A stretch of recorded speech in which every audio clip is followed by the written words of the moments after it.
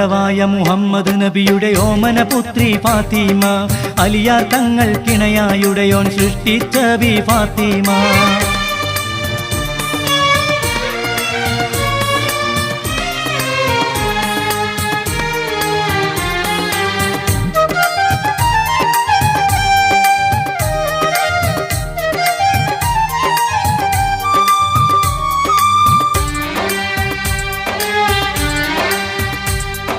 നരകത്തിയിൽ എരിയും നാരികൾക്ക് അഭയം നൽകും ഫാത്തിമ, നരകത്തിയിൽ എരിയും നാരികൾക്ക് അഭയം നൽകും ഫാത്തിമ.